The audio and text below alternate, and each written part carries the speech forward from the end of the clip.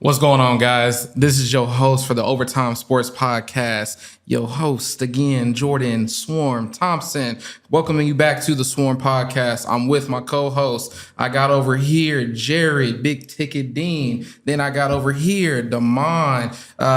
What was your nickname again? Hot Take Robinson. There you go. We here again with our new episode. We are going to be talking about the Super Bowl recap, going down the list of things that's happening in the NFL that might be changing the landscape, man. Like, everything's changing. And then we might have a little time for, a couple teams talk about. Then we're going to talk about the top 5 quarterbacks going into the next year. So without further ado, let's get the show started. Here we are. We are at Super Bowl 58. We just watched the Chiefs win another Super Bowl. And coming from Kansas City Chiefs fans, I know a little biased, but at the same time, very critical. What are y'all guys thinking? How's y'all feelings about it? It was never a doubt, for real. I know Nick Wright joke about that, but I had to bring it up. It was never a doubt. No, but real talk, if you watch how the Chiefs play, they play so intelligent. Like, you can just see that they understand football. And by them, I mean more so, Patrick Mahomes, Andy Reid, Travis Kelce, but even just the whole defense and like Spags, you can see how they understand how to play football and how to win football games. And that goes a long way. I mean, I know you said they know how to play football games, but this goes back into a conversation we've been having off camera. Do you think the Niners have the opportunity to get better this season, get worse? Because in my head, as I've been saying, Purdy's he's marginally better than Garoppolo. You didn't really improve. You just reset your clock. So my rebuttal to that is, I think that we've been going on about this for real. I think the way I felt leaving that game is I felt like Brock Purdy played well enough to win that game, whereas Jimmy Garoppolo didn't play well enough to win the game in the Super Bowl back in 2019. I think my thing about that is, too, going back into the whole situation, if you want to be honest about the 49ers as a whole organization, the last, they've been in this stage since about 2011, if I'm not mistaken. They've been every single year is the 49ers since 2011. So almost, a decade we've heard about the 49ers. They had Colin Kaepernick get them there, couldn't do it. Now you have Garoppolo getting you there, couldn't do it. Now you have Purdy getting you there, couldn't do it. I mean, what is the disconnect? Y'all have had the number one defenses. Y'all have had the best defenses. You've never had the worst. Can I answer that for you? It's the Kaepernick curse. I will agree with that. It's gotta be the Kaepernick curse. It gotta be, because ever since Kaepernick has last touched the football, the 49ers can't do nothing. You either get to the NFC Championship and lose, or you get to the Super Bowl and lose. And not only that, Shanahan, I think this goes back to Kyle Shanahan, though. Ever since he took over, Kyle Shanahan has, from when he was an OC, he's lost to Tom Brady 28-3.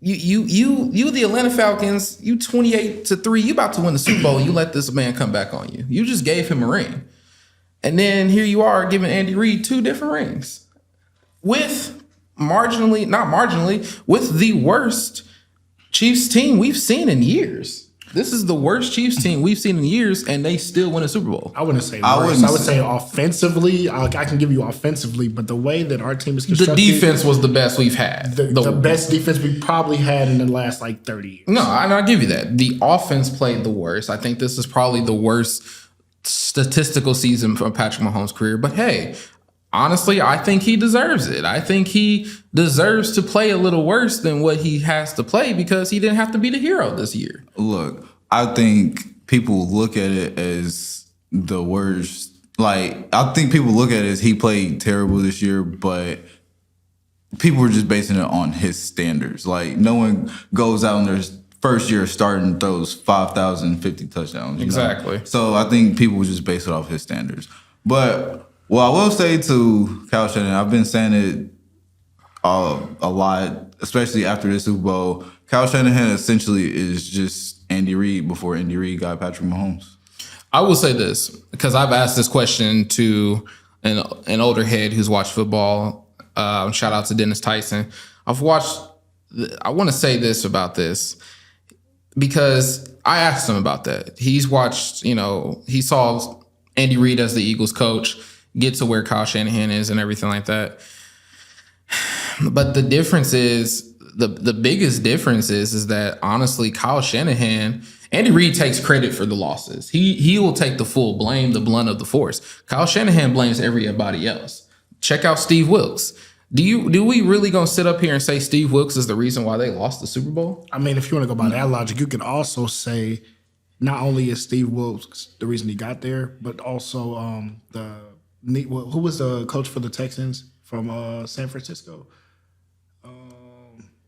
Dang, I forgot. But their last two defensive coordinators have ended up being phenomenal head coaches. Granted, what you want to say about the Jets may be that they're terrible, but when they're healthy, they can compete with the best of them. Especially on the defensive side. And then you look at the Texans this year, they went from whatever you thought they would be. A lot of us thought they would be nobodies. We thought that they would just be another bottom feeder team in the league. But now look at them. They made a run. Granted, they lost against the Ravens, I believe, in the second round. They made a run. They blew out Joe Flacco and the Browns the first round. Nobody expected them to be there. They was playing playoff football before playoff football started. Hot take, I called the Lions and the Texans prior to the season starting. I said CJ Stroud before the season started. I did say CJ Stroud was the second best rookie quarterback, just because I didn't see Bryce Young really doing much. I thought Anthony Richardson would be the best, so that was going to be my thing. But I'm happy for CJ Stroud. As far as the 49ers goes, though, my other issue is to the 49ers situation with all the news that's coming out against this loss is that how do you not know the overtime rules? They've come back and retracted that they did know the overtime rules. You still don't say that because again, we all watched on the edge of our seats when Patrick Mahomes and Josh Allen went to that overtime with 13 seconds left. Did we not all watch that? We did. And I was at work. I did not touch a single box at my job. I was watching the game. And I was working at the airport when that happened, and I had a plane that needed to be pushed out. And what are you talking about? Even the pilot had to stop it. Everybody was excited for that game. But it's still the fact of the matter is, because of that game, the overtime rules got changed. They didn't change it for us when we lost to Tom Brady in our AFC conference. They changed it for Josh Allen, who, by the way, still can't get to the big game. So there's no point in changing the rules no more. But now you change the rules, and even though they reviewed it, whatever, it still shows the lack of coaching and the lack of preparation from the 49ers. Now, what I will say, a little bit back to the Steve Wilkes thing. Now, like you said, it goes back to coaching preparation. Now, I don't think they were fully prepared.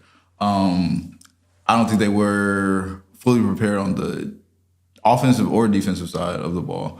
And I say that because you see, first drive, they had a fumble. Mm-hmm. Yeah, they got the offense going a little bit, but then they stalled out majorly in the third quarter. Then defensively, you see just the last drive to get the field goal, to send it to overtime, and then the last drive in overtime to win the game. Steve Wilkes didn't disguise anything on defense. Now, I get it. You had an injury with Dre Greenlaw, but it's the Super Bowl. You have to have even your backups ready. You have to be so prepared. That's the thing. That's the difference between Andy Reid and Spags and the Chiefs coaching staff as opposed to the 49ers coaching staff, and why I think the 49ers just got out-coached. I also want to look at, I'm looking at the stats for the Super Bowl. I just want to point out to the receiving part of the 49ers, which a big part of their winning success was how they disguised the packages to be passing to everybody and whatever. But when you look at how the Super Bowl broke down, Christian McCaffrey had 80 yards receiving, 80 yards catching. So there's that. He had one touchdown. But then Brandon Ayuk, who's arguably a number one receiver, He's all pro, by the way. 3 receptions, 49 yards. Juwan Jennings, 1 touchdown, 4 receptions, 42 yards. Deebo Samuel, who is a all-pro receiver, you only give him 3 receptions for 33 yards. George Kittle, who's arguably the number 2 tight end in the league, you only gave him 2 receptions for 4 yards. Offensively, you guys were not there all the way. I don't care what nobody says. Offensively, and that goes back into, I'm sorry, Damon, that goes back into Brock Purdy. No, I think that's more of a testament to the Chiefs' defense, And it is. because you gotta realize they were getting pressure with just rushing for most of the game. But at the same time, though, like if you're going to be again, this is the other issue that's going to come up, especially for Brock Purdy now. If you're going to be one of those quarterbacks that's in the league going toe to toe with everybody else, and mind you, he's in arguably in the division that the 49ers in, as far as the NFC, there's not a lot of great quarterbacks in NFC. There's not. The talent discrepancy between quarterback of AFC and NFC is not subpar. It's a great amount. Because when you look at the AFC quarterbacks, you're like, well, dang, I wish some of these NFC quarterbacks had, the same talent. But the issue is that Brock Purdy has to understand that in this situation, this is the big game. You got to take the hit. You can't be running away and you can't be overshooting your top guys. There were times where in the game where he threw the ball, and if he would have connected, this game would have been out of reach for the Chiefs. So my response to that. So if Brock Purdy makes every single play he's supposed to, like you said, the game's out of reach, right? Yes. So if he doesn't make any of the plays he did make, the game is out of reach the other way. I mean, it depends on how you look at it, because, and this is like you said, this is a testament to the Chiefs defense. Honestly, the Chiefs defense should have been the number 1 defense in the league, but no one wanted to call it that. But it was. And I get it, they're locked down, all of that. But there are times where the defense gave up windows of opportunity for him to exploit, and he didn't. I mean, this goes back into like we've been talking about Kyle Shanahan a lot this segment, and if you really think about it, the one biggest difference between Kyle Shanahan and Andy Reid is the ability to go back and not change what you're doing just because you're afraid of how your game plan's turning out, but he's going through and just abandoning his game plan with reckless abandonment. For example, if you look at how the Niners got there, they ran the ball majority of the season, right?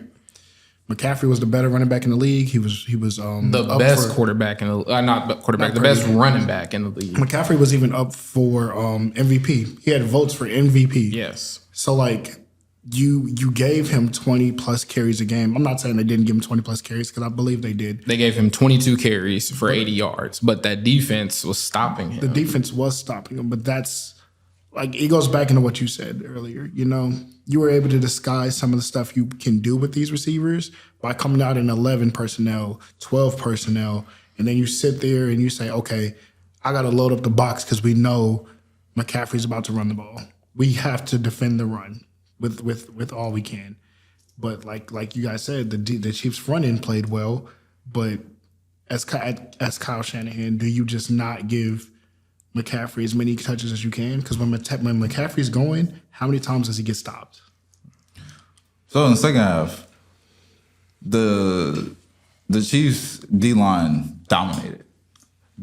I'm talking dominated. Like the 49ers couldn't run the ball anymore. Granted, they stopped trying as much. They couldn't run the ball at all anymore. And especially the start of the third quarter, they couldn't do it.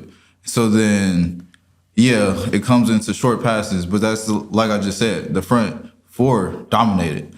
They were getting pressure with just rushing 4. So then, Spags is going to mix the blitz in. He's the best at disguising the blitz in the league. So with that being said, send that blitz in, send that extra rusher. Now you got Chris Jones 1-on-1. Him and Aaron Donald, they only 2 in the league, eats 1-on-1s up like nothing every single play, you give him one-on-one. So I just don't know what exactly you want him to do. Like, that's a all-time great defense. Like, I'm just saying Brock Purdy did enough to win that game. He got them to lead. He got them to lead in overtime. I'm not saying, yeah, they didn't win, but I don't necessarily put it on him. I'm not saying he couldn't have played better, because he could have, but I don't leave that game saying that this loss is on Brock Purdy. I'm going to leave this. This is what I'm going to say about the loss for the 49ers. The rebuilding part of it is going to be hard. I mean, when you look at the free agencies that they're going to lose, they're losing Randy Gregory, Chase Young, Sebastian Joseph Day, Cleveland Farrell, Ray McLeod, Jawan Jennings. Now, of course, and on top of that, they're about, if I'm not mistaken, for the 49ers right now, they're in the hole too as far as... they're in the bottom third of the league for sure. Yeah, they only have $279,000 in cap space. Well, yeah, that's all they got. So, well, hold on. I mean, that means... No, sorry. I'm looking at the wrong thing. For San Francisco, they have $570,000 in cap space. That means some people got to go. So, I mean, so the question you might ask is, where do you go from here? And I think the first place you start is praying. That's the first place you start. You start by praying. Your first action now for the 49ers, when you take a look at it, now they got to find a defensive coordinator. And there is rumors right now that Brandon Staley's taking over as a defensive coordinator. Yeah, I heard that. If you're the 49ers and you go get Brandon Staley after you just fired, arguably, in my personal opinion, first of all, you knew who Steve Wilkes was before you hired him last year. You knew what the type of guy he was. Yeah. He likes to blitz. He likes to put pressure on people. You knew this before going into getting him. So you get him after a year. It doesn't work out for you because, let me ask you this question. Does Steve Wilkes get fired if they win the Super Bowl? No. I don't think so. So why would you go out and get Brandon Staley, who, in my personal opinion, is an offensive coordinator? He's not a defensive coordinator. It's just like the same situation where you go, if I'm the Patriots, and I'm giving Matt Patricia a job as a fucking offensive coordinator. I mean, I think I don't know what Brandon Staley is. I'm gonna be real with you. So he's a defensive coordinator, but I think the only reason he could work, I don't think he will, but the only reason he could is because as a coach, you didn't have anybody to tell you no. He was playing Madden with real people. He was literally playing Madden with real people. You know what? Actually, it's crazy because the problem with Brandon Staley too is that the Chargers really allowed this man to run their organization that way and watched him lose games with top 10 talent. Literally. And so, talent-wise, the Chargers should be. They should be contenders. Like, in year they should be competing with the top teams in the AFC, and they're just not because they have incompetent coaching and have been for a while. I honestly don't think they should have ever got rid of Anthony Lynn, but that's a story for another day. The other person that's coming up in conversations, of course, is Bill Belichick, because Bill was a defensive coordinator before he became the famous head coach. I still don't think that's a great idea either. I mean, you hired Bill, and I mean, he was a great coordinator. But if you hire Bill, Bill is the type of dude you hire if you want your organization to be run by Bill. Bill's not going to be a coordinator. He's not. I don't even think Bill would take that job. I don't think he would.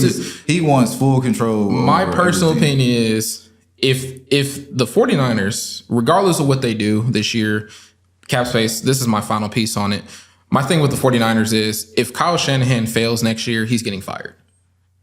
I mean, you've had what, 7 seasons with us? I think it's gonna have to take like Andy Reid's last season on the Eagles, a 4-12 type season. I think it's gonna take something like that because you're not gonna fire him after he keeps going to the championship and Super Bowl. But wouldn't you fire somebody if you keep getting to the same? How long did the Cowboys have Jason Garrett? Okay, you know what? That is.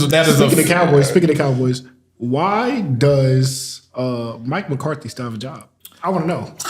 It's not on Mike McCarthy, in my opinion. It's on Dak Prescott. What do you mean? What do you mean it's not on Mike McCarthy? You went out there during playoff football with the Dak Prescott, who you claim is the Dallas savior. You had Jair Alexander hobbled on the messed up catching picks. Hey, look. We ain't even gonna talk about them. They not even a conversation to have. What I do want to talk about though, this though. So again, Chiefs won. Congratulations to our Chiefs. I want to talk about Patrick Mahomes real quick. Patrick Mahomes, 6 years as a starter. Every year he's been to an AFC Conference Championship game. He's only lost 2 of them. Within those 6 years, he's been to 4 Super Bowls. Before the age of 30, by the way. He's only 28. He's won 3 of those. Is the chance for all the other quarterbacks, Josh Allen, Lamar Jackson, Joe Burrow, is the chance for catching Lamar Jackson closing for them? Are you talking about Mahomes? You said catching Lamar. Sorry. Is the window for catching Patrick Mahomes' greatness closing for all these other quarterbacks? Was there ever a chance? Honestly, if you want to be honest, I think the only team that stood a chance was going to be Joe Burrow and I mean, the a lot of Bengals. these teams stand a chance, but then again, you turn around and look at just looking at drafting QBs, right? A lot of teams take people on physical attributes and never really look at their decision making. We've been talking about this same play since the game, and Josh Allen had a receiver open on a drag. I believe it was Stephon Diggs. Yup. It would have sealed the season. If you give it to Stephon Diggs, you have Not 4 more necessarily. downs inside the Look, Not no, necessarily. we're not about to have this argument because the simple fact of the matter is, we right. If Josh Allen not necessarily. if Josh Allen wants to be elite, he has to play elite. So is that not an all-time great defense, right? But he was open. Whoa. But you still wide open. Hold on. If I'm Answer the question. Is that not an all-time great defense? Okay, I'll give you an all-time great defense. I'll give you that. Okay, all-time great defense. So, did y'all go back and watch the play after I said I read back and rewatched the I went play? back and watched it. He So, was. did you not see the Chiefs corner that was right there at the first down marker? He would have made the tackle. It would have been short. But that's fine because you still, if you. And what I'm saying is, you still had another down. It's not like that was. That's not like that was third or fourth down. But I'm saying that if was second down. you got closer. It doesn't matter if you get tackled right there because if you get if he's on that down, so let's say you get tackled, it's like what, 2nd and 1, 2nd and 2, 32. It'd be 3rd and 2. Okay, 31. then 31, you let Josh Allen do what he does best, run that hoe. And everyone knows it's coming. Let's say the Chiefs finally stop him this time. Okay, but we playing a game of hypotheticals. I'm just saying, if you look back at that play, I mean, that's what you y'all give trying to do. I mean, no, but I'm saying, we're playing a game of hypotheticals. But if you look back at that game, right? You look back at the game. He makes the play, even if he makes the play at the first down marker. Was that you play? say Hold on, season two. let me ask you a question. Was that before or after the 2-minute warning? It was before. Oh, okay. And even still, like you said that steals the season. It doesn't, because that still gives Patrick Mahomes more time to go down the field. But what did he just do 2 years ago? But- 13 seconds. Do you think they could have? Let me ask you this. It's Patrick Mahomes. I don't know. I don't know what he's gonna do. look. He might run that bitch for 30 for 99 yards. Hey, look. Who fucking knows? It's Patrick Mahomes. I respect Patrick Mahomes to the highest level. He's the best quarterback in football right now. But with the team that he has and the receiving core, 13 seconds is crazy. 13 seconds. If he does a 13 seconds with the receivers he had, I mean, they It just was did freaking it. trash. They just did it in the Super Bowl. Granted, they had 1 minute and 50 seconds. They Hold on. took their time. 1 minute and 50 seconds. Hold on. And 13 seconds is 2 different Hold on. things. Let me Way finish. too Let me different. finish. They took their time, had time to spare. I'm talking they was running time out so the 49ers didn't get more time. Like, they went down the field. They drove down the field in more than enough time. Which means that they had the capability. That's all I'm saying. I think the thing of it is too, circling back to the original question is for all the other, like, especially in the AFC has tried to gear up these last couple of seasons to take Mahomes and Andy Reid down, Travis Kelce, all of that. They've tried to get more defensively physical. Remember, just last year we won the Super Bowl. We had the Raiders get better. They got Devontae. We had Randy Gregory was on the Broncos. Garoppolo went to Oakland. Garoppolo, Before he became a bum, I'm sorry. There you go. Before he got suspended too. Khalil Mack Chargers. going to the Chargers. So you had all these AFC West teams over here, trying to gear up for us. You had everybody else. Joe Burrow has a top 3 offensive passing offense. I don't care what nobody says. You have one of the best receiving corps in the football, but they won't pay anybody to protect you. So of course you're going to be injured. They paying them. They just not. They just. I still say the protection. No, fuck all that. Because how the hell am I the Bengals and I decide to go out and go get Orlando, whatever his damn name, Orlando Brown.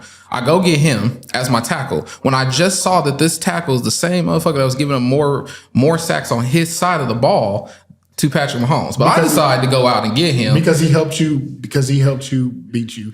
Anyways, can we talk about something else before we, because it's almost time for our break. I wanted to bring up the Super Bowl halftime show. How y'all feel about it? Oh my! How y'all feel about it? No, for real. It's just a question. How do y'all feel about the? How y'all feel? I give it a 7. It was cool. I give it a 7. It was cool. It was cool. Y'all know how I feel. I would give it a 7, but it gets a 6 because Swiss Beach should have been in the tunnel waiting on him. Swiss Beach should have been in that tunnel. Because the way he just hugging on the leash. You've been waiting for this. I've been waiting. Swiss Beach, wherever you are, you should have been in the tunnel. All I say is Boondog's been telling us about this nigga. Hey, yo, no. When I said on Facebook, I said after I saw that, I was like, so he did this with Keke Palmer. We thought her boyfriend was crazy, but then he does it with Alicia Keys, and that was like, oh, you really out there doing that? Okay, breaking up households. But you know what's the crazier? What's even crazier is he went and got married after that. He got married. No. He eloped in Vegas with his girl. Wait a minute. How you feel on this girl on national TV? National TV. But no, how do you feel as the female? Like, I'm sorry, She looked uncomfortable. I can't count. Look. I'm sorry. Like, I get you an entertainer, but that didn't look entertaining, dog. I mean, you get a chance to grow up on Alicia Keys. I'm gonna do it too. I'm just saying. Like, I'm not gonna do it where like. Hey, is it me or was like when he took his shirt off in the Super Bowl? It looked like that. It looked like Tom off the Boondocks when he was standing in the rain.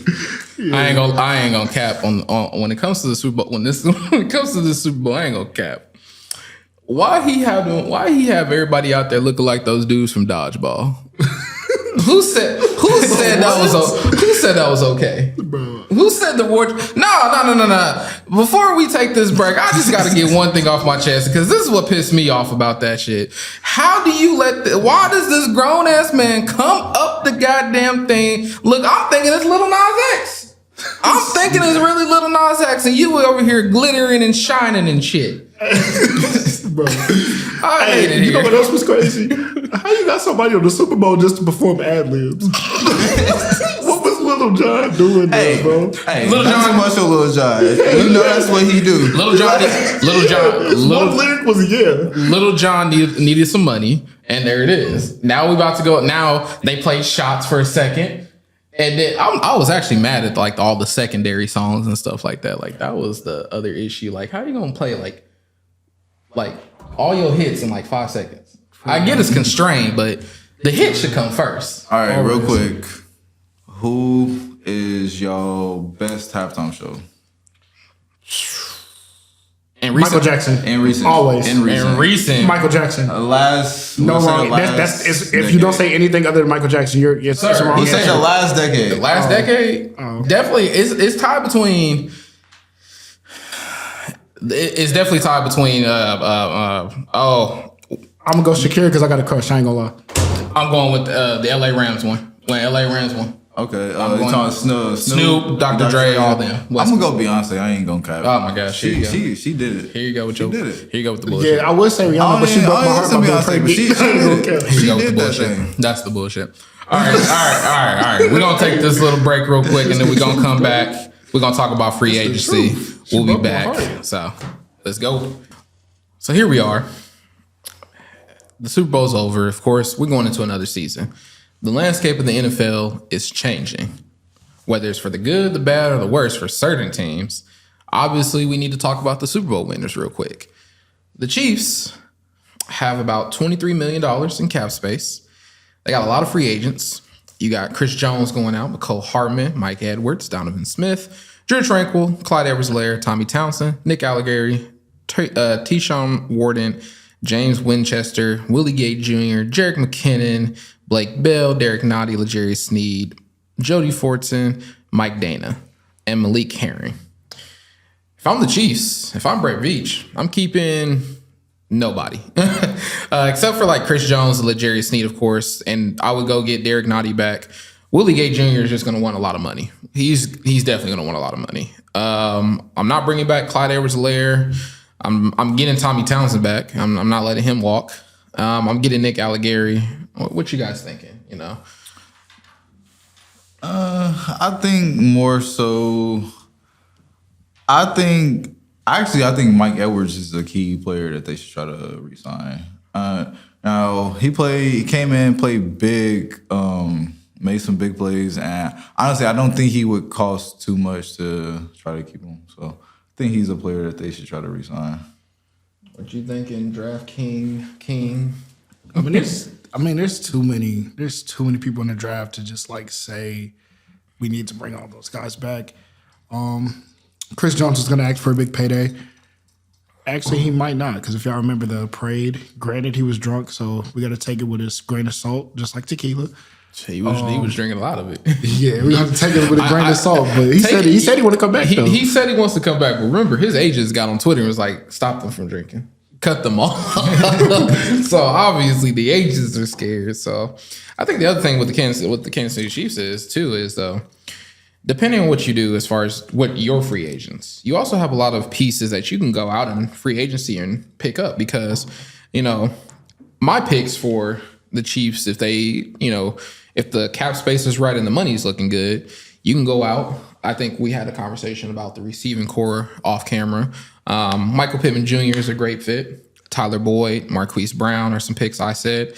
If we needed to replace Chris Jones for whatever reason, I hope he comes back. But if we did, Justin Matabuke from Baltimore is a great replacement. He's gonna request a big payday too, though. Yeah, but I don't think as big as Chris Jones. But I'm just saying That's not Aaron Donald production. You can't get that. You can't ask for that. Patrick Queen is also a good replacement linebacker for Willie Gay Jr. Because I think we do bring back Drew Tranquil to partner up with. I can't think of his name right now. Wow. Nick Bolton. Tyron Smith would be a good tackle. He's not gonna come here. He's not going to come here, but if he did, great tackle replacement.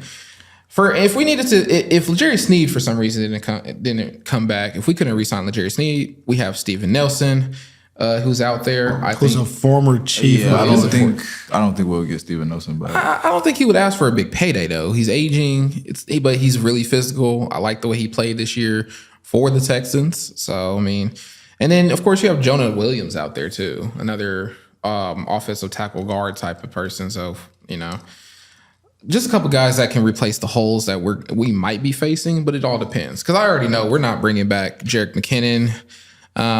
We better not bring back Donovan Smith. Yeah, I'm not bringing back Donovan Both Smith. of them tackles, and we paid Jawan Taylor. I don't know what we're gonna do. But for the Chiefs wise, it's in Veach we trust. We trusted him with the keys to the kingdom, and he's brought nothing but winners and playmakers. So whatever him and Andy Reid gonna cook up in the lab to bring people here, whatever money they gonna throw at people, it's just, if you want to be a champion, this is the team to come to. This is the year if you want to, because like I said previously, the gap between Patrick Mahomes and the Chiefs and everyone else is growing exponentially longer. So you either want to be paid or you want to be a championship. You either want a ring or you want a big multi-million-dollar contract. Because so basically you're saying you either want a legacy or you want to be rich. There you go. Okay. Because that I guess that's my issue with a lot of players out there. A lot of these players out there will literally take away their team's future. I mean, we was just discussing, like, let's look at it. Let's look at why is New Orleans $81 million in the hole? There's no way. Because they're paying people to be a bum. The Miami Dolphins are $51 million in the hole. The Buffalo Bills is $51 million in the hole. So here's the Bills, a bit more understandable because they have the pieces in play. They just can't stop shooting themselves in the fucking foot. I don't know about this season no more because you lost Gabe Davis. So you see how that turned out for him without him last game. Do you trade Stephon Diggs? That's going to be questions that you got to ask. You don't really have a running back. But then you got to, if you go more up on like who's at the bottom tier of the, you got Denver Broncos. They shot themselves in the foot. Cleveland is really going to have to really figure it out. They've shot themselves in the foot as far as cap space. Dallas, $14 million in the hole, but they're losing Tony Pollard anyway, so whatever. Then you got teams like the Lions who set themselves up for success, who have hella cap space, and yet they were just in the conference championship game, so... Speaking of, I think that brings us into our next topic. I think you have the Lions, right? You were doing a case study on the Lions this week. I actually am not this episode, but Okay, my fault. in the future, I definitely will dive more into the Lions. So who are we diving into first then? Because we got a couple teams we want to talk about for this offseason, man. Like, I'm ready for it. I'll start us off though, because I want to really talk about the Washington Commanders. They have $83 million in cap space. Man, I've been waiting to hear this. The Commanders are under new management, man. The Commanders have been waiting to win. You're under new management. You got rid of Ron Rivera. You also got rid of Eric Bieniemy, which is very crazy. So you can bring in, you brought in Dan Quinn and Cliff Kingsbury. Dan Quinn was also the coach for that Atlanta Falcons team that went 28-3 in the Super Bowl. That's better than the Commanders have ever been in their existence. I think that's like the best you could get. Well, since their Super Bowl, when there was the Redskins. Don't get us canceled. So, anyways, I mean, you brought them in. Now, this is my prediction for the Commanders. You have $83 million in cap space. It's all out for Caleb Williams. This is what I'm saying. If the Commanders do their free agency correctly, this is a team right here. This is a team right here that can go from I'm a 2 to 5 year work in progress team to now I'm a playoff contender if they play their cards right. I think it's all in. Are they gonna run them like a pack mule like they did RG3? I think whatever. I hope they don't, but this is what I'm saying. You go out, you go get all the pieces you need surrounded. You went out and got Cliff Kingsbury for all people. You're going to go get Caleb Williams. And yes, you give the Kings ransom to Chicago. So I got a question. So this is my question for you with that. Like, if you give them the King's ransom, right, as you say they should, doesn't that put you in the same situation as Carolina? Not necessarily. Because they gave the King's ransom and got screwed.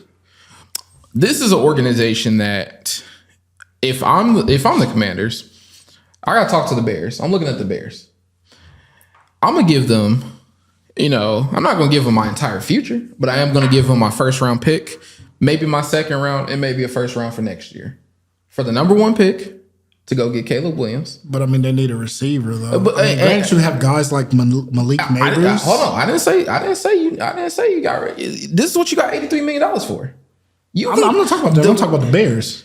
The Bears. If the Bears are smart, they gonna go get Marvin Harrison Jr. He's not dropping it down past 5. Hey, look, the Bears has not dropped. We're giving you the number. So we're giving you our number 1 pick for this year. I guess that is it too. And then I'm giving you the number 1 pick for next year. Plus, I'm giving you a second round pick this year. The Bears will bite on that. All that for Caleb Williams. All that for Caleb Williams. Because there's no point of you going to go get Cliff Kingsbury to be your OC. I'm sorry. Cliff Kingsbury is not a good OC. He ain't even a good coach. But you did that just so you can get Caleb Williams because he's from Washington. So you're going all in for him. The Commanders got the money to go get some decent pieces, especially on that O-line, to do what he has to do. And with that being said, the Commanders are ready. Dan Quinn is not a terrible coach. He's not a good coach, but he's not terrible either. They're decent enough. If they get a decent squad and they do what I'm thinking they're going to do, the Commanders should be number 2 in their division, and they should make a wild card. Number 2 is you think they come number 2 in that division? That's a tough division. I don't see. I see it. I see it all unfolding. Do you really see the Giants coming out of that division? We ain't talking about the Giants. All right, cool. So the Eagles. So again, I'm not worried about the Cowboys no more.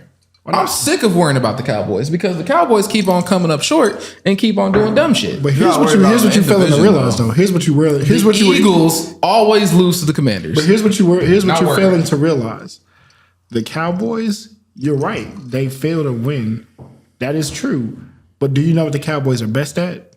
Setting a fan base up for heartbreak. So they're going to win. They're going to win the division just to go into the playoffs to get their ass whooped, just like they did by the Packers. Like you had they got packed up. They got packed up. Man, you had the Packers packing blunts full of Cowboys. It's like, come on now. Like, that's my take on the Commanders. That's what I'm taking. I think the Commanders are going to be if they do what I'm thinking they're going to do and go get this King's ransom, go get this first round pick, Caleb Williams is all of us set to be a Commander.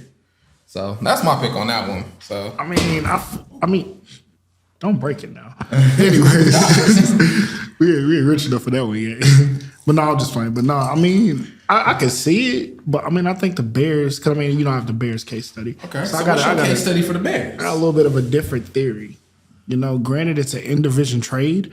I think a better trade would be you trade one to Minnesota because Caleb Williams even said he'd rather be in Minnesota. So you're trading all the way down because we're. Wait, let me tell you the game plan. It's the thought process behind it. Right? Okay. We have a ton of cap space. Okay. You're gonna bring back Jalen Johnson, right? Okay.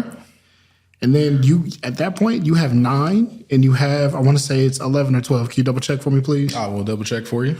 And then This 12. It's 12? Yeah. Yeah, so you trade down to 12, right? You address your edge needs during free agency because you have the money for it. So you go out and get somebody like a Josh Allen or... I think they're going to tag Josh Allen. I don't really think Josh Allen is in play for it. Okay. But who I think you go get is... my bad. You get Dallas... I'm sorry, you don't go get him in free agency. You get Dallas Turner via draft at 9, and then you get Cooper DeJean at 11. So you address your defense using the draft. And then you turn around and you re-sign Jalen Johnson. You go get Connor Williams in free agency and Andreas Pete. It sews up your line. You have no more excuses on your offensive end. You draft Marvin Harrison. I mean, not Marvin Harrison. You draft, like I said, you draft those defensive guys, and you take Jordan Addison from Minnesota. You don't ask for picks. You don't want picks. You take Jordan Addison. So who's the quarterback for the Bears now? The Fields. Okay, so we're keeping Fields. We're keeping Fields, and you're trading one. That's crazy. You're keeping Fields and you're trading one. I actually like that. Because if you can get Jordan Addison out of it, you're not asking Minnesota to give up their best player. You still have the best receiver in the league. I mean, Jordan Addison was productive. You address your wide receiver needs. You have your quarterback. You don't have to pay anybody for a while. And you have 3 pieces you can build around. The only person you're going to have to pay from that team is Justin Fields. Which I don't think you don't have to pay him that much. If he doesn't produce. So. And yeah. If you get it, and if you can get a contract done during the season, you probably won't pay him anything more than probably the top third of the league. We got into this discussion about the Bears. My counter to the Bears real quick is I like keeping Justin Fields. You definitely keep him. But like I said, I would use the 1 or the 2 pick to get Marvin Harrison and then address my needs through the draft and everything. But here's my thing, because like you guys know, I'm a big fan of this draft, especially the wide receiver class. Yep. But there's no guarantee. Like y'all have been telling me this whole time, every time I bring up the draft, there's no guarantee that all these guys are going to be and you're right. There is no guarantee. But you can guarantee yourself a hitter in Jordan Addison. I mean, you had a point. But that goes back to Damon's pick because he wanted to talk about the Vikings. I want to see what... So I actually had it similar. I didn't have them trading up to the 1 pick though. I had them trading up to maybe about the 3rd. So with the Patriots, yes, trading, maybe doing a sign and trade with Kirk Cousins, getting Drake May, getting a young quarterback for the head coach to grow with, because they have an offensive head coach. He's a pretty good offensive head coach in my opinion. Had Josh Dobbs and other players coming in there putting up great numbers. And doing so, I might add. And in doing that, I think you will re-sign Danielle Hunter so that way you don't lose your whole defensive line. And now that way you can still generate some pressure. But also They have about $28 million in cap space, so they don't have too much to work with. But that's why if you do a sign and trade with Kirk Cousins, you'll get off of that. Do you think by re-signing Kirk Cousins, and here's my thing, the sign and trade aspect, I don't think he'll do, because have you seen his asking price? He wants $90 million. He wants 2 years, $90 million guaranteed, and he wants like $60 million guaranteed. It's a little steep. Actually, No. oh, my bad. Because from your DraftKings perspective, from our resident DraftKings, I don't think every quarterback is going to be knocking off the draft order. Honestly, if you don't get Kirk Cousins back, there's still a possibility that like Bo Nix is still out there or JJ McCarthy. I mean, those guys are not proven commodities. You're looking at recency bias, and that's what I've been telling them a lot lately. Like, if you look at that, like, it's recency bias. If you go back and look at Bo Nix was a top-ranked recruit who went to Auburn. Auburn, he didn't do anything. He had a good freshman year. Everything else was mid, and then he went to Oregon and he's put up numbers. I mean, I get it. And then if you look at JJ McCarthy, anytime he's had a big game, he's came out nervous, jittery, and he's thrown picks. I mean, that's just decision making. And that goes back to like we said about Josh Allen. We feel like Josh Allen's just a bad decision maker. Some of these people don't make great decisions. But let's be real too. I mean, that goes into coaching as well. Yeah. Whereas you also said Drake May doesn't make good decisions, but like I said, it goes with coaching, because as you see with Dable, he was able to get the most out of Josh Allen. And yeah, they lost that game, but like I said, that game wasn't on Josh Allen. He didn't throw any bonehead interceptions. He didn't throw any interceptions in that game. So like he didn't throw any interceptions that whole playoffs. He was actually played a clean year that whole year. Like I said, it goes along with coaching, and I think Kevin McConnell is a good coach for a young quarterback to have. And I just think it's just time to move off of Kirk Cousins. It's that time. I think another team, real quick, when how you say you was trading up to like the third for Drake Mays, the Patriots are really big contenders to get Drake Mays, and that's the team I'm talking about too. The Bill Belichick era of them is done. Like, they're completely finished. This is why I think they'll go get a vet, and why I think Kirk Cousins would be a valuable. I don't see them getting a vet. They got 60. The thing the Patriots is they actually have money this year. They trade Mac Jones. I think you trade Mac Jones. You want to hear the crazy part about they have money take? They had money, Bill Belichick's, like, not last summer, but the summer before, when they went out and got Jonnu Smith, Hunter Henry, or I forgot his name. But you have to all those guys, Matthew Judon. But do you agree that the culture for the Patriots under Bill Belichick? Yes, you want to come play for a winning coach, but that culture, you look at it and you're just like, y'all looking like a military type of thing. But it's not, like you said, it's a different coach. It's a new Jay. And that's why I'm thinking you go younger, because at this point, Bill Belichick's already ruined Mac Jones. And Mac Jones' taste for the Patriots has probably gone out. So, yes, I think you get somebody fresh. He be having Mac Jones out there like Courage the Cowardly Dog. Bruh. Running for his life. So the Patriots have an issue to address, and Jared Mayo has his work cut out for him, because you're in a franchise that is expecting wins. You haven't been 4-12 and last in the division. You went 4-13 this year. You were last in the division, and you haven't been last in the division since 2000, since Tom Brady and Bill Belichick took over that team. So here you are, 2020 or 2024, 24 years later, and now you have to figure out what to do. So that kind of goes to my Kyle Shanahan thing on why I don't think next season would be his last season, as opposed to, like you just said, he just went 4-13. Bill Belichick just went 4-13. They finally got rid of him. I mean, not saying finally like that, but I'm just saying, like, it's been time coming, After Tom Brady left, the decline for Bill Belichick started, but I think a lot of people were just still coming off like the fact of, oh snap, you had 6 Super Bowl wins. So I mean, But I also kind of want to move into the Cardinals because they are pretty interesting in my opinion. They have about 48 million in cap space, and they pick number 4, and they were competitive all year last year. Granted, it didn't translate to wins. It didn't, but like. Damn it, they was keeping up. They were competitive. You beat the Cowboys. Beat the Eagles. I ain't gonna lie. I don't know if you remember this, Jordan, but during that last week of the season, me and Jordan had a parlay with Arizona.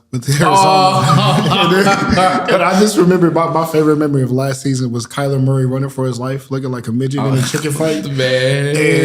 And he just dot somebody in the end zone for the win, and I was so upset because it busted our parlay. He really, and I think it was against it was Seahawks. The crazy thing with the Cardinals, like you said, like every game, even when Kyler Murray was still injured, that very first game I watched them. Damn, y'all trying to get physical. I'm like, so with nobody, and there's nobody on there where you can say there's an all pro on the Cardinals team. So I actually think the Cardinals are going to be good this year, and I think the way to do that is you draft Marvin Harrison Jr., get Kyler Murray a weapon. Did you say good? Yes, I did. Like how good we talking? Like we good? Like playoffs? Like you're gonna go. Oh wow! Okay, hold on. I got Cardinals second round playoffs. Book it. You heard it here first. Draft Marvin Harrison Jr. Get Brian Burns. You brought him here. Get Brian Burns. So that way you get some edge pressure. I think you can draft some O-line. You have a lot of picks to play with as the Cardinals. So you can even trade some of those away, get some vets if you want. But I think you can build in the draft, get some young pieces. Also look at Darnell Mooney or Gabe Davis as a vet receiver to go alongside of Marvin Harrison Jr. Do that. I think you got yourselves. I mean, you said Darnell Mooney or Gabe Davis. I do like the Gabe Davis edition. I like Gabe Davis but you got to look at that receiving core. That receiving core is nastier than a lot of people give them credit for. Because is Randall Moore was on Rondell Moore. Rondell Moore was a good receiver. They are losing. They're losing Marquise Brown to free agents. But he was dropping passes for Lamar. He's not a big loss. Oh my gosh. He was the number one guy for a while because they didn't have nobody. I mean, they're losing Marquise Brown, Greg Dortch. They are losing Greg Dortch. He is a free agent. I saw that.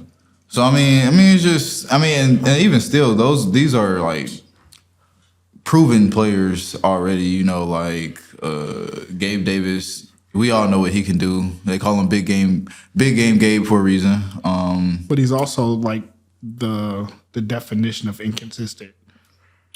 And that's why you that's why you pair him along with the Marvin Harrison Jr. Because everyone knows Marvin Harrison Jr. is going to be the number one guy. No one looks at Gabe Davis or Darnell Mooney as the number one guy. I said Darnell Mooney because it seems like the type of player Kyler likes to play with. He's a Marquise Brown type of hot take. The only reason why Gabe Davis has never been seen as the number one guy is because he had to take a backseat to Stephon Diggs. Okay, so that's a hot take. That is a hot take. I don't agree. Yeah, I went there. My bad. Hold on. Getting on to the last team, at least my last team. Mm-hmm. I want to talk about the Falcons. So, I know we talked a lot about Kirk Cousins. My hot take is you go sign Kirk Cousins. And here's why you go sign Kirk Cousins. Because that team, it's a sleeping giant. If you find the right guy to quarterback that team, think about it. They have the pieces. They have Drake London. They have Kyle Pitts. They have their O-line is mid, but you can kind of build on that in the draft. I'm gonna suggest it in a second. Your defense has a lot of question marks. But you did get better at safety. At least you got that. You got Jesse Bates. you got Jesse Bates. Hold on, but you tripping. You forgot opposite of Jeff Okudah, who's there. Oh yeah, that's true. Yeah. I forgot about Jeff Okudah. They losing Jeff Okudah, but you got AJ Terrell on the other side. Yep. He's a dog. So you draft Kirk Cousins. I think you said he wanted something close to 3 years, $90 million. Yep. I mean, for that, I'd probably give him 2 at maybe 80, 90. I mean, that's a lot of cap space. But at the same time, Because you guys are standing at $29 million. But I mean, here's the thing though. You draft Kirk Cousins. I don't think you need to do too much in free agency. You sign Kurt. I think you draft Hartman or you draft Sam Hartman or Jordan Travis later in the draft, 4th or 5th round. You take Layatu Latu, linebacker out of UCLA. And then in the second round, you're going to use your first couple picks in the draft to address your defense. You take Layatu Latu, then you turn around, you take Chris Jenkins in the second. Here's the thing about Chris Jenkins. He's phenomenal, but he really needs to develop in technique and he needs to learn patience in his blocks. I mean, not his blocks, but like winning matchups. Who's the new coach for the Falcons? Raheem Morris. Okay. But you also got to remember, he can learn from Grady Jarrett there too. Well, the reason why I'm asking is because like the Falcons went 7-10 last season. The Falcons pretty much gave the keys to their division because they had that division. They did. But Arthur Smith is just a stupid coach. But that's what I'm saying. They got Bijan Robinson. I just want to point this out to anybody out there that knows Arthur Smith personally, if anybody knows any NFL teams personally, if I ever see Arthur Smith with a headset on his head, I will fly to whatever city he coaching at. Quit trolling. And I will slap the headphone off his head. Quit trolling. I don't care if he coaches high school. I do not care. Do not let me catch that man with a headset on. Bro, he's going, bro. No, but anyways, bad. But back to the Atlanta take. You take those 2 people in the first. You take Chris Jenkins in the second. Then you draft the cornerback from Missouri or Kalen King. And then you take a developmental tackle in the 5th or 6th. Which you have the whole like thing mapped out. They have the opportunity to be great. They just need to go get a quarterback, and they need to go draft their defense. Because if they can do that, they have the pieces to be successful. Again, you have Saquon. I'm sorry. You have Bijan. You have Drake London, Kyle Pitts. And then you could still probably swing a receiver in the draft. Or if you wanted to go out and get a free agent receiver. You could. Because there's a lot of free agent receivers out there. Overall, though, I think the overall take for like a lot of the teams, though, it's just about getting better this season. A lot of teams just have to get fundamentally sound. Real quick, got a hot take on the Bengals real quick. Okay. I personally think now we think that Chris Jones is going to resign. But if he doesn't, he tests in free agency.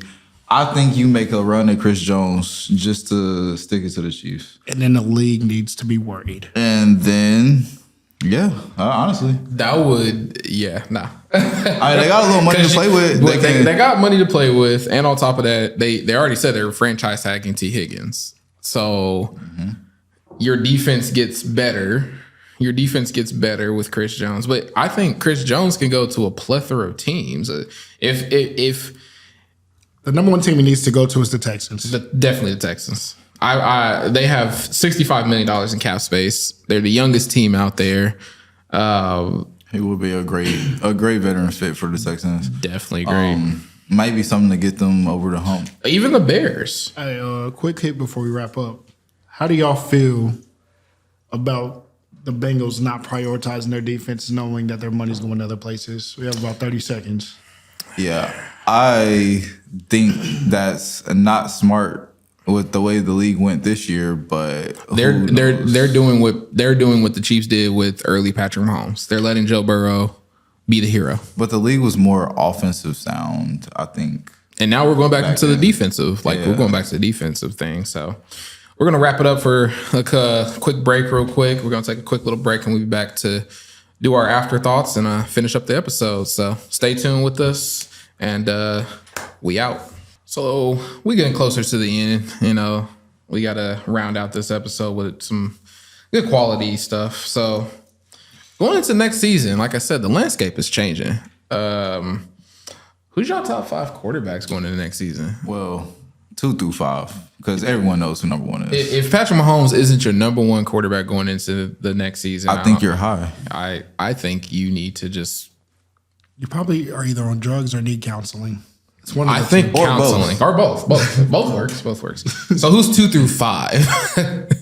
So my 2 through 5 is I have Lamar Jackson, Josh Allen, Joe Burrow, CJ Stroud. Already got the kid in there. I was gonna say CJ Stroud got to be in the conversation. Definitely got to be in the He conversation. has to be in the conversation. Who's your top 5? I gotta go Patrick Mahomes, Burrow, Jackson, Stroud, and then for 5, even though he had a down season, I'm still taking Jalen Hurts. Hot take, taking Hurts.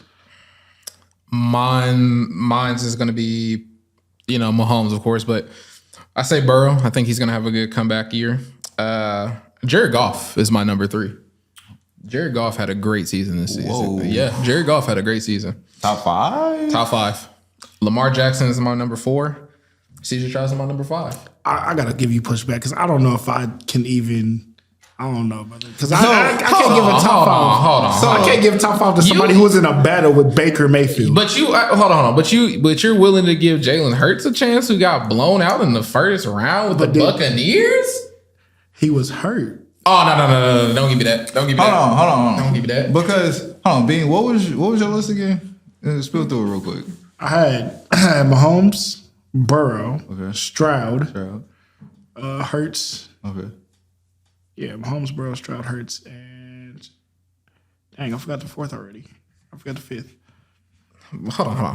Well, I don't know. This brings me back to it. What is your vendetta against Josh Allen? Like, I still don't understand this. My Jordan. vendetta Like, is Whoa, for me? yes. Whoa. I was gonna say How can you say he's not top 5? He's not. How? I want you to. I give him 6. I give him 6. I'll Personally. give him 6. Yeah. What He's in the top 10. So what can he do that those other guys? If Lead the field without throwing picks. if he can go out there and just stop throwing dumbass picks. I mean, because what lost the Super Bowl to the Bengals? Didn't Joe Burrow? I mean, granted, Aaron Donald was in his face, but didn't Joe Burrow throw a pick? You had, but the Hold on. the But difference between that situation Because y'all say Josh Allen be running and getting open and throwing picks. because y'all say that he can't stop throwing picks, but the stretch of playoff games where he didn't throw a pick, they still didn't win nothing. Hold on. Can you say that's We're what talking about this. We're talking about these playoff games that just passed, right? No, he threw. He threw. 'Cause- I don't think he threw a pick this way. He didn't, but you gotta look at it like this. So like you saying that, but you said it like all he does is throw picks. That's all he does. I mean, So he don't run niggas over. He don't score touchdowns. He didn't lead the league in touchdowns. And hold on. I did advocate. I did say this about Josh Allen. I advocated that he should have won MVP this year. I advocated that. My problem again with Josh Allen, it's not a vendetta. My problem again with Josh Allen is So how is Jared Goff better than him? Jared Goff had a. that one is debatable to me. Hold on. You gotta explain that to me. Jared Goff has been on this Lions team. He has done.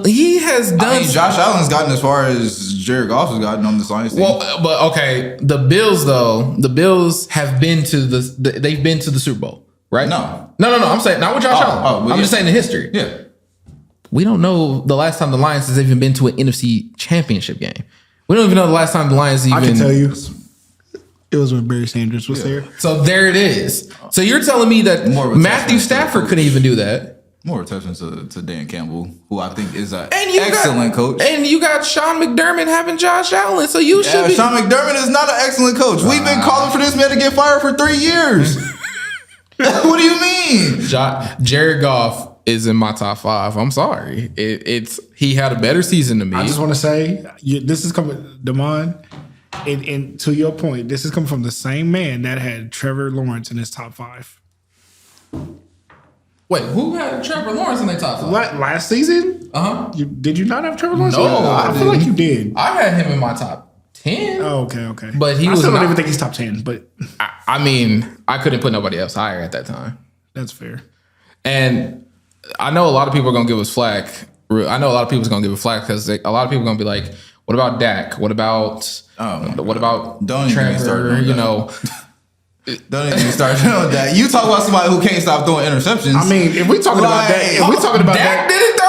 Hold on. so he did what? Because if we gonna talk about Dak- every playoff game by throwing interceptions. if we're gonna talk about Dak, I you don't know gotta. what you mean. If we gotta talk about Dak, you gotta think of the senior that played JV.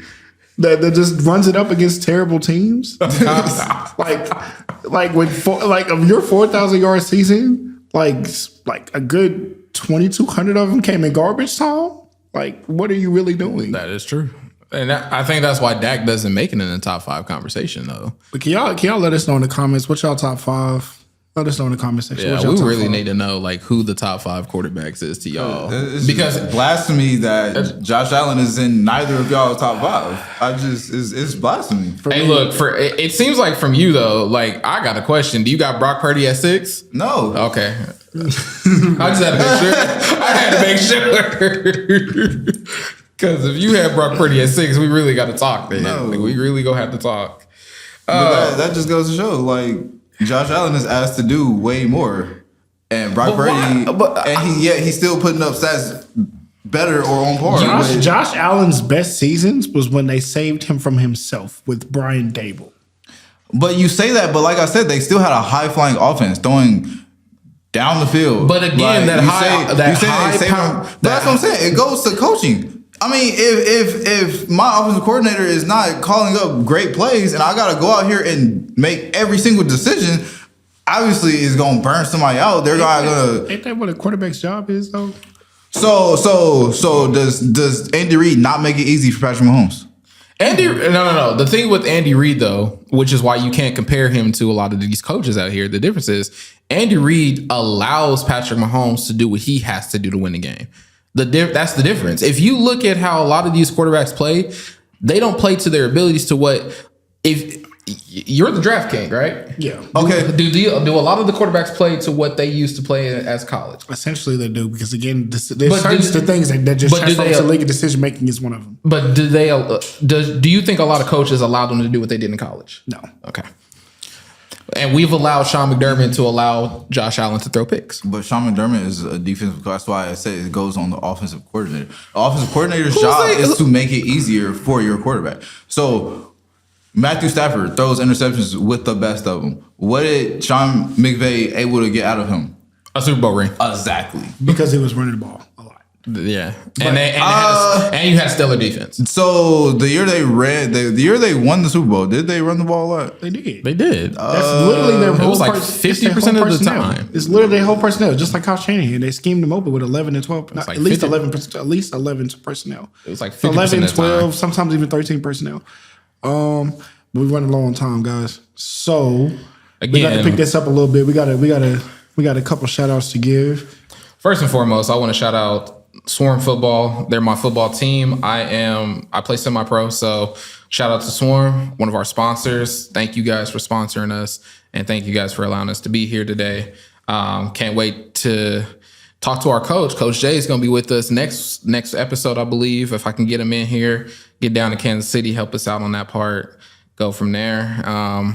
We got a lot of things coming up for the podcast. I mean, a lot of you guys know that has watched me struggle on it, just trying to keep up. Now it's more going to be a consistent basis. And for the guys out there that stuck with it, here we are. We've upgraded. We keep upgrading. We're going to keep going. So we got a lot of different things planned and stuff like that. And of course, with these guys with me, it's going to be better. It's going to be it's going to be a work in progress. So, I also want to give a shout out to the KC Podcasting Company for being so gracious to us. Man. Yeah, these guys came in clutch when I was looking for a studio, man. It was hard. And then I came across them and man, here we are. I also want to say real quick before we take off though, on a realistic note, Kansas City, we won the Super Bowl. We had our Super Bowl parade like usual, but of course, as most of you guys know, the shooting happened at the parade. A lot of people, we had one death. Condolences to her family from us. Those around her and the community. Man, it's one of those things where we live in a world now where we have to protect our loved ones as much as we want. We have to be cautious of where we at. We should still be able to go out and enjoy ourselves, but in that situation, of course, it was a scary situation. I have friends and family that was down there. I'm glad they made it out okay. I'm glad our Chiefs players were able to help do what they needed to do to get some of these people out. But again, condolences to everybody around. But this is Kansas City. We gonna rebuild. We gonna come back stronger to this. You know, we always do. You know, this is something that you see happen everywhere else. You wouldn't think it would happen here in Kansas City, but it did. And so now it's time to move on. It's time to, we gonna move past this to where we gonna come out stronger than what it was before. We gonna be a stronger community with the people around us. We gonna be, ready for anything. And again, to the family of the loved one that died, you guys, Lisa Lopez got one. we don't want to see that happening. We don't want to see kids lose their mothers at a young age. It's not fair to them. And to the kids that's in the hospital still, stay strong. I'm glad that all of you guys are going to make it out. I know the road to recovery is going to be a long process for you guys, but please stay strong for us because y'all are future and we want to see you grow and be happy children instead of sad. So I think that kind of rounds up the podcast, man. I think we had a great episode. Great first show. Great first show. We're gonna be back in about 2 weeks, guys. So keep looking out. Stay safe out there, Kansas City. Stay safe to the world. Everybody that's gonna be watching us and everything like that. Don't forget to like, comment, and subscribe. Please do not like Check that. in with us. We always want to hear back from y'all. On top of that, real quick before we go, are y'all gonna be watching the UFL? Since we don't got no football, like, are we gonna watch that? I don't know. I'm gonna watch it with the hopes of seeing the next big person. Kind of like Keontae Turpin from Dallas. I think AJ is it AJ McCarron? AJ McCarron. Yeah, he said I don't want to be with y'all. yeah. I don't want to be with y'all no more. I'm going back to the UFL. So I mean, that's gonna be pretty cool. He's gonna be playing for the Battlehawks, St. Louis Battlehawks. So shout out to St. Louis. They get another year of football. So yeah, we're done here, man. Like it's time for us to head on out. I'm hungry. You hungry? I'm fat, so I'm always hungry. I'm starved. Well, you have a faster metabolism. I'm hungry, so I'm about to eat. Look. Stay safe out there. We out of here. Thank you for watching Overtime. Please like, subscribe, share, do everything. Tell your family about us. Tell your friends about us. Stay safe. We love you guys. We out of here.